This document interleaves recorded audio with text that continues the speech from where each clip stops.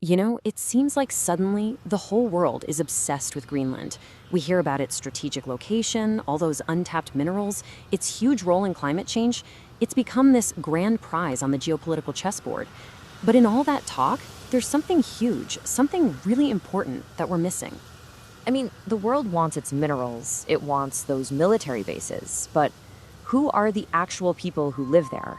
Long before Greenland was a headline, it was a home carved out of ice by people who figured out how to master one of the most extreme environments on the entire planet.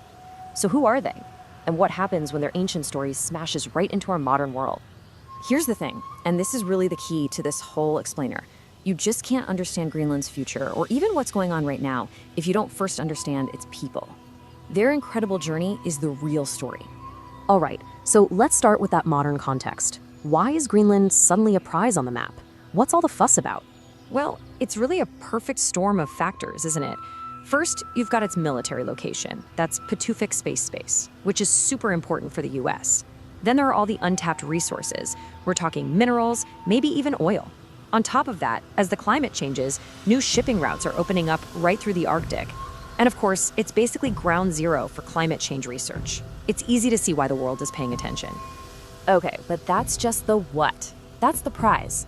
The far more interesting story, the one we're here for, is the who. And for that, we need to go way, way back in time to meet the true masters of the Arctic. And when I say way back, I mean it. The timescale of human history here is just staggering. We're talking about people arriving around 2500 BCE. That's 4,500 years ago. So this was never some empty land just waiting to be discovered. It was home to wave after wave of cultures, like the Sakak and the Dorset. But the group we really need to focus on, the real game changers, are the Thule people, who migrated from Alaska around 1200 CE. So who were the Thule? Well, they are the direct ancestors of today's Greenlandic Inuit. And they weren't just another group of people, they were a complete revolution. They brought with them this incredible toolkit of advanced technology, things like dog sleds, large skin boats called umiaks, and this super sophisticated toggling harpoon. This stuff let them hunt huge sea mammals, even bowhead whales. They didn't just survive in the Arctic, they thrived. And I think this quote just says it all. They did not conquer Greenland. They matched it. That's the secret, right there. They didn't try to force the environment to change for them. Instead, they adapted. They matched its rhythms. That's how they succeeded.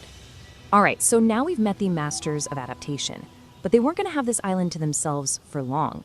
Soon, another group of outsiders showed up, and their whole approach to survival couldn't have been more different. This is one of history's great natural experiments. You have two worlds colliding on one island. On one side, you've got the Norse settlers. Yep, Vikings, who arrived around 986 CE. They tried to basically impose their European lifestyle on Greenland, bringing farming and livestock. They built these rigid, permanent settlements. On the other side, you have the Thule Inuit, who were all about adapting, living a mobile, seasonal life. So what happened? When the climate got colder, the Norse way of life just failed. They disappeared after about 500 years. And here's a really fascinating piece of the puzzle. People have wondered for a long time, did these two groups mix? Well, genetic studies have given us a clear answer. No. There's no evidence of Viking ancestry in the modern Greenlandic population. They lived on the same island for centuries, but they remained separate. But the Norse weren't the last outsiders. The next wave would have a much deeper and way more complicated impact. In 1721, the Danish colonial era began, and this period of so-called modernization was really tough. It often ignored local values, led to forced relocations, and actively suppressed the Inuit culture. It's a difficult history, but it's absolutely crucial for understanding the powerful drive for independence that exists in Greenland today. Which brings us to the present day. After all those thousands of years of migration, adaptation, and colonization, who are the people of Greenland today? What does it mean to be from Kalaalleq Nunaat? Okay, first things first, the name itself. In their own language, the country is called Kalaalleq Nunaat. And that's not just a name, it's a declaration. It literally means land of the people. And those people, the descendants of the Thule, are the Kalaalleq. And when they say land of the people, they mean it. Just look at the numbers. Today, around 89% of the population is Greenlandic Inuit. So let's be clear, this is overwhelmingly an indigenous nation. But what's wild is just how small that population is. We're talking about only 57,000 people in total. To put that into perspective, that's less than the capacity of a lot of football stadiums. And all those people are scattered across the single largest island on Earth. So how does that work? Well, it's really important to understand that people don't live on that vast ice sheet in the middle. The entire population is concentrated in these small towns and settlements along the ice-free coast. It means Greenland is really a nation that's connected by the sea, not by roads through the interior. And this modern identity has been a political journey too. You can see the clear steps they've taken towards self-rule. It went from being a Danish colony until 1953 to getting home rule in 1979 and then self-government in 2009. And now, the big debate, the one on everyone's mind, is that final step, full independence. And that brings us right back to where we started. All of this history we've just talked about, the thousands of years of adaptation, of endurance, that long struggle for identity, it's not just history.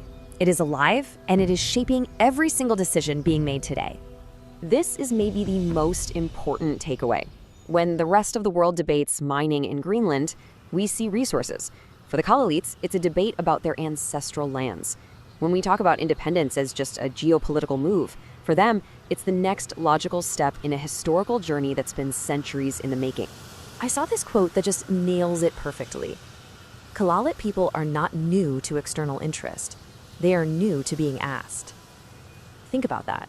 For hundreds of years, outsiders have been interested in their land. But this is the moment, right now, where the Kalaallit are the ones being asked what they want. The power dynamic is finally, slowly starting to shift. So as the world keeps debating the value of Greenland's land, the real question is this: how will the Kalaallit, a people whose entire history is about survival and adaptation, use that incredible legacy to define their own future on their own terms?